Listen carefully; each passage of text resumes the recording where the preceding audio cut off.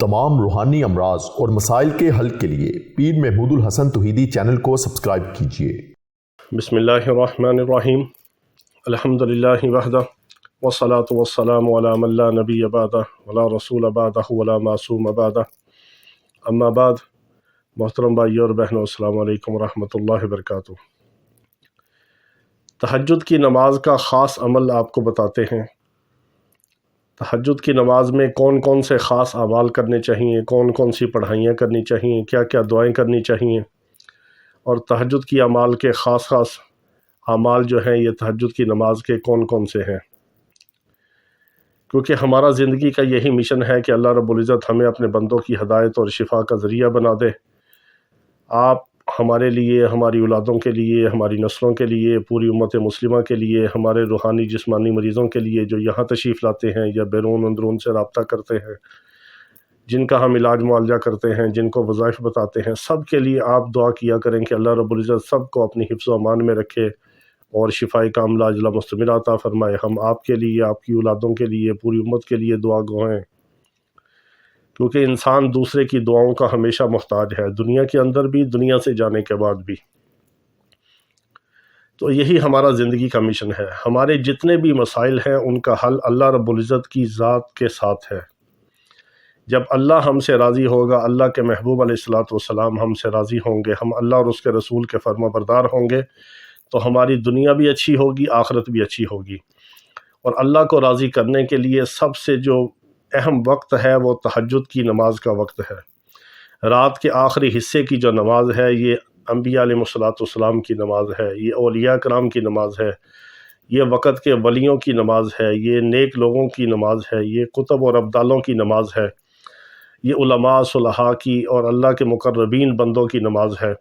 تہجد کے وقت اللہ رب العزت کی رحمت جوش میں ہوتی ہے، اللہ رب العزت دعائیں قبول کرتے ہیں، اپنے بندوں کو دیکھ کر اللہ رب العزت خوش ہوتے ہیں اور اپنی رضا کا اظہار فرماتے ہیں، بندوں کی دعاؤں کو قبول فرماتے ہیں۔ تہجد میں سب سے بہترین عمل یہ ہے کہ انسان اپنے گناہوں پر استغفار کرے۔ وَبِالْأَسْحَارِ هُمْ يَسْتَغْفِرُونَ، یہ اللہ رب العزت نے رات کے آخری حصے میں استغفار کرنے والوں کی تعریف فرمائی ہے، ان کی نشانی بتائی ہے کہ جو سحری کے وقت، رات کے آخری حصے میں اپنے رب کے سامنے اپنے گناہوں کی بخشش مانگتے ہیں، مغفرت مانگتے ہیں، اللہ رب العزت سے جہنم سے آزادی کا پروانہ مانگتے ہیں، اللہ کے غضب سے پناہ مانگتے ہیں، نفس و شیطان سے پناہ مانگتے ہیں اور اللہ کی رحمت کو متوجہ کرتے ہیں، وہ اللہ کے نیک اور مقرب بندے ہوتے ہیں۔ انسان تہجد پڑھے اور اس کا کوئی مسئلہ حل نہ ہو، یہ ہو نہیں سکتا۔ تہجد کے لیے سب سے اہم جو شرائط ہیں وہ 3 ہیں بڑی۔ پہلی شرط یہ ہے کہ آپ رات کے آخری حصے میں تہجد پڑھیں اور اللہ کی رضا کے لیے اٹھیں، سردی ہو، گرمی ہو، پانی ٹھنڈا ہو، گرم ہو، بستر چھوڑنے کو دل نہ چاہتا ہو،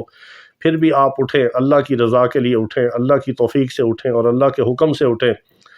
اور اتنی آہستگی سے، آرام سے اٹھیں کہ دوسروں کی نیند ڈسٹرب نہ ہو، دوسروں کی نیند خراب نہ ہو، کسی کو کانوں کان خبر نہ ہو کہ آپ رات کو اپنے رب سے ملاقات کے لیے آپ اٹھے ہیں، اللہ کے ساتھ راز و نیاز کرنے کے لیے آپ اٹھے ہیں۔ پھر آپ خشوع و خضوع کے ساتھ وضو کریں اور تنہائی میں جائے نماز کو بچھائیں اور اللہ کے سامنے کھڑے ہو کر ایسے کھڑے ہو جائیں عاجزی اور انکساری کے ساتھ جیسے مجرم اپنے آقا کے سامنے کھڑا ہوتا ہے، ایسے کھڑے ہو جائیں اللہ رب العزت کے سامنے اور اپنے گناہوں کی مغفرت مانگیں، بخشش مانگیں، پوری امت کے لیے دعا کریں، اپنے مسائل کے لیے دعا کریں، اپنی اولادوں کے لیے دعا کریں، کسی کو صحت کا مسئلہ ہے تو وہ دعا کرے، رزق کا مسئلہ ہے تو دعا کرے، رشتوں کا مسئلہ ہے تو دعا کرے، غرض دنیا اور آخرت کا کوئی بھی آپ کا مسئلہ ہے تو اللہ رب العزت سے راز و نیاز کے ساتھ 2 رکعت نماز پڑھ سکیں 2 پڑھیں، 4 پڑھیں، 6 پڑھیں، 8 پڑھیں، 12 رکعت تک آپ تہجد کے نوافل ادا کریں 2 کر کے، اور پھر اس میں آپ قرآن پاک کی تلاوت کریں، درود شریف پڑھیں، استغفار پڑھیں، اللہ کا ذکر کریں، حمد و ثنا کریں۔ یہ بہت ہی قبولیت کا وقت ہوتا ہے۔ تہجد کے اندر یہ اعمال خاص طور پر کیے جاتے ہیں اور دعائیں قبول ہوتی ہیں، اللہ کی رحمت جوش میں آتی ہے اور اللہ تعالیٰ بیڑا پار کر دیتے ہیں، دنیا اور آخرت کے سارے مسائل کو حل فرما دیتے ہیں۔ قرآن پاک کی کھلی تلاوت جتنا کرنا چاہیں آپ کریں، جون سا بھی درود شریف آپ کو آتا ہے وہ پڑھیں، استغفار کا جو بھی صیغہ آتا ہے اسی صیغے کے ساتھ اللہ کے سامنے گڑ گڑائیں، روئیں، اپنی جبین نیاز کو اللہ کے سامنے بچھا کر سر بسجود ہو کر مصلی کے اوپر آپ کا مسلح آپ کے آنسوؤں سے تر ہونا چاہیے، اپنے گناہوں کے اعتراف میں، ندامت میں، شرمندگی میں، اور امت کے لیے دعائیں کرے رو رو کر۔ جو رو رو کر امت کے لیے دعائیں کرتا ہے وہ اللہ کا محبوب بندہ ہوتا ہے، اللہ تعالیٰ اس کو ابدالین میں شامل فرما دیتے ہیں، وہ اللہ کے مقربین میں شامل ہوتا ہے۔ اللہ رب العزت ہم سب کو اپنے نیک اور تھوڑے بندوں میں شامل فرما دے۔ وآخر دعوانا ان الحمد للہ رب العالمین۔